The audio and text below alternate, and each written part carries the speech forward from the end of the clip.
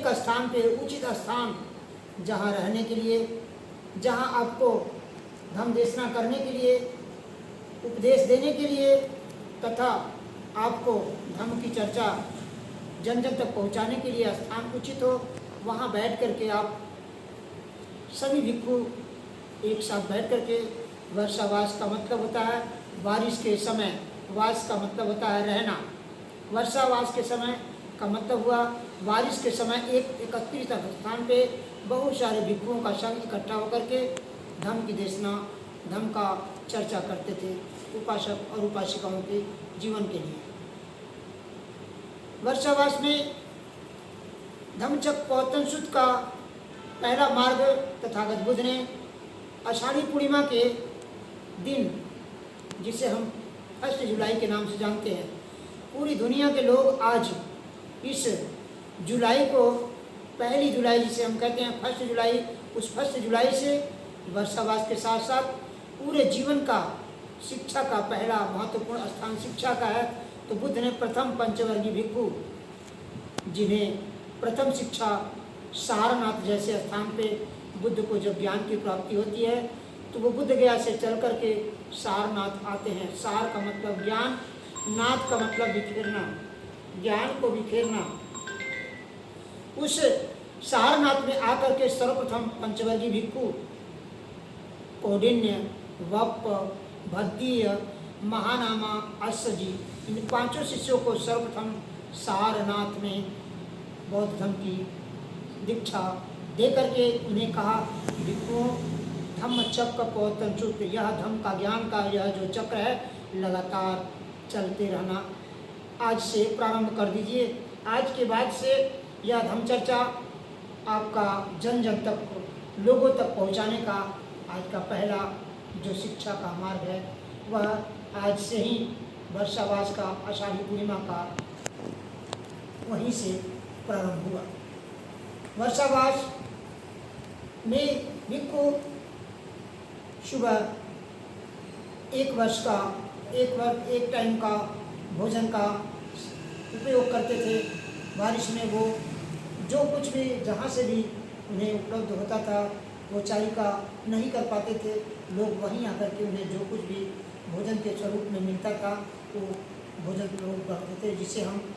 एक टाइम का भोजन, जिसे हम कुपोषक के नाम से जानते हैं। 11:30 बजे तक भोजन, 12 बजे से पहले जिसे हम कहते हैं विकाल भोजन, उस विकाल भोजन का सेवन करते थे। विकाल भोजन नहीं होने देते थे, यानी 12 बजे के बाद भोजन को नहीं ग्रहण करते थे। शाम को बस पेय पदार्थ का सेवन करके पूरा ये 3 महीने तक ऐसे ही जीवन, केवल बैठ करके एक स्थान पे अपना ध्यान साधना, अपना अध्ययन करना, अपना मेडिटेशन करना, और लोगों को जो वहाँ बिहार में या जो जहाँ स्थान उचित होता था, जहाँ भिक्षु संघ रहता था, वहाँ पे उपदेश देते थे। लेकिन जाने का समय कम दिया करते थे, क्योंकि बारिश के समय लोग, पहले मैंने बताया था कि बारिश से नए नए जीव उत्पन्न होते हैं, जिनका जीवन बहुत क्षणिक होता है, छोटा होता है, वो उत्पन्न होते थे और पैरों से रौंदने के बाद उनकी हत्याएं हो जाती थी। तो सील की पहली कड़ी जो पंचशील है, हम भिक्षुओं के लिए 10 सील होती थी, लेकिन उपासकों के लिए 5 सील होती है। उन पंचशीलों में पहली सील थी किसी प्राणी की हत्या नहीं करना, पाना तीपाता वैरमणि सिक्का पदम समाधियामी। वो पैरों से उनकी हत्या हो जाती थी, इसलिए सील की पहली कड़ी टूट जाती है। इस वजह से बारिश के समय में बुद्ध ने कहा एक स्थान पर बैठें। दूसरा कारण कि जब भिक्षाटन करने जाते थे या चारिका करने जाते थे या फिर उपदेश करने जाते थे, धम्म देशना देने जाते थे, तो बारिश के समय में वस्त्र चीवर गीले हो जाते थे, भीग जाते थे, तो उन्हें दूसरे वस्त्र बदलने के लिए परेशानियां हुआ करती थी, जिसके कारण वह बाहर दूर तक उपदेश देने, धम्म की देशना देने के लिए न जाने के लिए उन्होंने यह संदेश दिया। बुद्ध ने कहा कि इन 3 महीनों में जो आप इकट्ठे करते हुए ज्ञान को रखते हैं, उसे आप जितना अध्ययन करते हैं, बिहारों में रह करके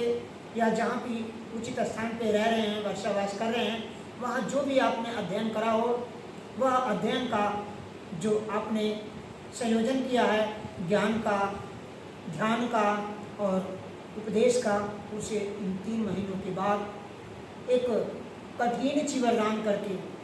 यानी अपने संघ को बुलाएंगे, संघ को कठिन चीवरदान करेंगे। उन्हें मेहनत से, परिश्रम से जो दान इकट्ठे करने के बाद उस दान को भी संघ को दान करेंगे। अपने भिक्षु संघ को बुलाएंगे, उन्हें वस्त्र के साथ साथ उनके उपयोग की वस्तुएं दान करते हैं, जिसे 10 दान के रूप में 10 वस्तुएं दी जाती हैं। उन सभी चीज़ों को दान करने के बाद वह अधिष्ठान का समापन करते हैं। उसके बाद कठिन चीवरदान का जब कार्यक्रम समाप्त कर लेते हैं तो उस दिन से वह उपदेश नहीं, धम्म देशना जान करके लोगों तक, जन्य तक जाकर के अपने इस धम्म के देशना को लोगों से अवगत कराते थे और बुद्ध के मार्ग को प्रेरित करते थे लोगों को कि आप बुद्ध के मार्ग को पहले जानें, फिर पानी की तरह छाने और फिर माने। ये वर्षावास का सबसे बड़ा उद्देश्य था कि आपको एक जगह इकट्ठा होकर के अपने ज्ञान को परिपूर्ण रूप से इकट्ठा करना, उसके बाद उसे मनन करना, अध्ययन करना, उसके बाद ध्यान साधना करना और साथ में ही यह वर्षावास का नियम था कि हम सभी उपासक चारिका न करते हुए हम धम्म यात्रा कर सकते, धम्म चर्चा कर सकते, लेकिन हम चारिका नहीं कर सकते थे, जिसके कारण हम लोग एक जगह रह कर के ज्ञान का अध्ययन, ज्ञान का अर्जन करते थे। उसके बाद इस 3 महीने के बाद हम लोग फिर चारिका करें, दूर दूर तक जा कर के धम्म देशना करें, बुद्ध के मार्ग को लोगों तक प्रेरित करके उन्हें पहुँचाएँ मार्ग पर और उनके जीवन के कार्य को मंगल कामना के साथ उनके बुद्ध के उत्तम मार्ग जो हैं बुद्ध धम्म संघ की तरफ ले जाने का प्रयास करें। यही वर्षावास का मुख्य उद्देश्य है कि आप इन वर्षावास के समय, बारिश के समय एक स्थान पर उपस्थित होकर के भिक्षुओं को संग में रह करके यह देशना अपने पास इकट्ठा करें और जो